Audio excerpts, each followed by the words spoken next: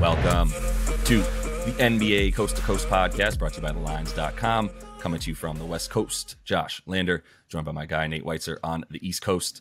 And we are looking at a 9-game slate to end the work week here with you guys in the NBA. In this one, taking a look at the Clippers playing host to the Nuggets. I think we're both a little bit confused by that line still, so we'll try to take advantage of that. I want to make sure to like and subscribe to that page. Continue to follow along with us. We've also got another game video and our player props that we're bringing you each and every weekday this season.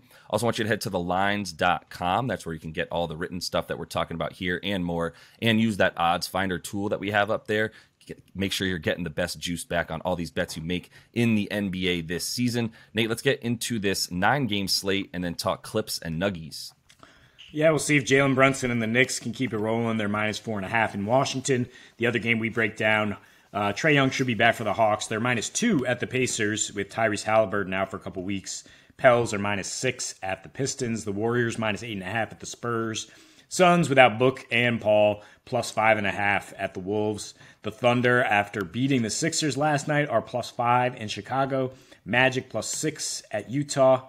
The Rockets +10 at the Kings after losing by 20 2 nights ago in Sac. And then we have the Nuggets at +2.5 at the Clippers here, 225 total. And the line maybe is set as if Joker's not playing, but he already has props up, so he's apparently playing or definitely expected to play. He's listed as questionable with wrist injury management, so it's clearly an option for them when they want to rest him, if they're going to rest him. And they host Orlando on Sunday, and the Nuggets been a powerhouse at home. I could definitely see it being more likely that he sits for that one. I guess the fact that they're only 500 on the road maybe is why we have this number. But it's not like the Clippers are dynamic at home. In fact, they are the worst offense in the league at home, and generally a terrible offense when they don't have everybody playing. And yes, like you mentioned, Paul George is out. So is Luke Kennard, for what that's worth. In their last 11 without PG, Clippers are scoring 107 a game. They have a weak assist-to-turnover ratio. They're negative 5.5 on the net rating here, and they lost at home by 10 to Denver in November, and that was with no Kawhi as well. But the point is what Denver's able to do offensively against this team, right? We talked the last time we took this matchup last week about how Joker owns Ivica Zubac. He owns everybody. The Nuggets own the Clips. They've won 4 straight with a 127 offensive rating. And a 30 to 10 assist to turnover ratio, just lighting it up despite playing at the slower pace that the Clips probably want to play at. And in that last matchup, they had a 27 to 6 assist to turnover ratio. Again, just Joker dominating the game, spreading the ball out however you want. I think I'm still fine if you get the surprise rule out that Joker's not playing. But Jamal Murray and Michael Porter and Aaron Gordon and all that supporting cast that wasn't around the last couple of years when Joker was out, they're in. And they're expected to play. Bruce Brown, KCP. Like, the Nuggets are putting their stamp down as the best team in the West. And I don't think there's much of an argument right now as how they're playing the last couple of weeks. And the Clippers are just like a freaking, as Zach Lowe puts it, a freaking science experiment of rest and injury management. They're scoring 105 a game at home. They're going under at an insane rate at home. And the last time they faced this team, they threw in the towel on the front end of a back-to-back in just like 18 minutes, basically. They were just like, okay, yeah, we don't have a chance here. I don't see this as a team. We often talk about the revenge, the bounce-back game. We lost at your place. We'll come back. We'll beat you at our place. This is not that type of team that rallies and, does that type of thing. I mean, this is a team that just goes through the motions throughout the regular season, hopes to get, a 3 to 6 seed when it's all said and done, and then see what happens. And Denver is taking no prisoners right now. So, I mean, for them to be underdogs, even though it's on the road, I think we're all over this one. Yeah, man, it's almost like, what am I missing? Like, I guess it's just that Joker might not play, but even if he didn't play, like, would you put this at +2.5 for the Clips? Like, in the Nugs, getting those points? I don't think I would. It would at least be like basically a pick 'em, I guess. But I understand what Joker's on-off numbers are. I understand that they're 3-9 without him, basically since like the 21 season. But just look at who played even when he was, not in those games. There wasn't any. Jamal Murray and Michael Porter Jr. only played in 2 of those games, I believe. And then there was no Bruce Brown. There was no KCP, which is the most important, two guys that I could really bring up in this instance. So I guess, they're just expecting him not to play. They're expecting the shock. We just saw Kawhi beat the Mavericks almost single-handedly, and really still need a pretty bad game from all of those Mavs role players on the road, as we continue to see from them. I'm not impressed by the Mavs. I'm not really impressed by that win, and I continue to wonder who's going to score for the Clippers no matter what. You talk about what they're doing at home, like you said. Worst offense, worst field goal percentage, playing at a pretty normal pace for them. It's not like it's down in the 94s like where the Mavs play. It's still around like 98, no matter where they play. But they're, it's just an anemic offense entirely. Not getting points in the paint as well. Bottom 10 in rebounding as well, I should say. And despite the fact that they are, basically like the second or best defense at home in the league as well, only giving up about 105 points while scoring about 105.5.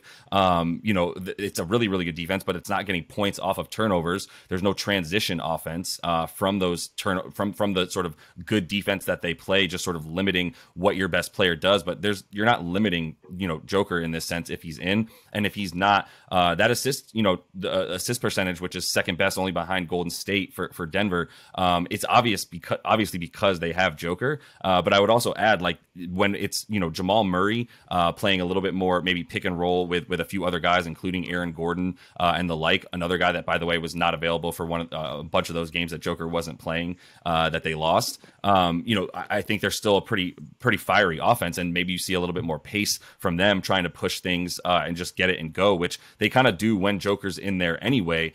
They just sort of wait for him to lumber up the court, and the other guys are going and playing in transition, to be honest. So I don't really want to touch this total at 224 because of the contrasting sort of styles of play. The Nuggets going over on the road, but the Nuggets offense is so much better at home as well. Their overs on the road are obviously because at home they're getting those 235 plus totals, and on the road they're just not expected to get as many, which is a huge reason for why it makes sense that they would continue to get over on these lower totals. So it does seem like 224, if you're following the trend, like that's around one of those lower totals that you might see if you were playing this game in Denver. Maybe you feel a little bit better about an over because of the way that they're doing that a little bit more on the road. But more importantly, like, I already hit this game as soon as I saw the spread where it opened. I was like, this makes no sense. Woke up and it was a little bit better. It opened at like -1.5 for the Nuggets, and now it's at +2.5 for the Nuggets. So continue to feel really, really good about that. And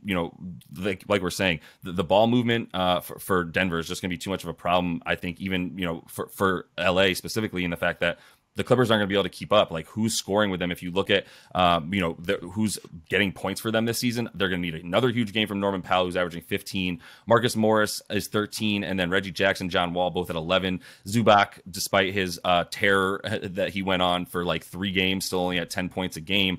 And it's going to be a game where they get dominated on the boards entirely by the second best rebounding team in the league, and it's just all Denver. And I'm the only thing holding me back from betting more is like, what am I missing? Yeah, I mean, I do think Kawhi bounces back from his stinker against Denver. You look at, he has a 134 offensive rating in his last 7 and at least 126 in every game but that one, and had kind of roasted Denver in 2020, 21. So I think if Joker's in there, we might get the over. I'm not saying I'm going to bet on that, though. The way the Clippers are played at home, it's just like too much of a zig when there's a zag here. And I think if Joker happens to sit, you could take the under because I think the Nuggets will drop off in efficiency. But that being said, I mean, he's supposed to play. You don't often see props up when a guy's like legitimately questionable. And the Clippers defense, while good, they just had no answers for that particular man, for the 2-time MVP, who nobody has answers for. And I read off the numbers. Let me just do it again. Last 4, 127 offensive rating, 123 points per game, 30 assists, 9 turnovers as a team. And that's playing at a slow pace. So the Nuggets are going to be putting up 115 to 125 with jokers out there, and the Clippers have not shown the ability to score that high, especially at home. So I mean, it's just that's how you win games. You score more than the other team. And I just have to bring it up. My one buddy who I talk about betting with consistently, especially on the NBA, literally texted me while we're recording this asking, can you please tell me why the Nuggets are +2 against the Clippers? So I'm going to do a little bit more due diligence to see if I can find a reason, and I'll probably tweet it out if I find it and be like, caution, caution, game video seemed overconfident. But as of right now, like, it's hard to find a way that this game, you know, even if Kawhi does have an explosion of any kind, how are they keeping up with this Denver offense that's one of the tops in the league right now, no matter where it's playing? So that is all the time we have for you guys in this one. Make sure to like and subscribe to that page. Continue to follow along with us. We'll be back with you each and every weekday this season. And until we see you next, happy betting.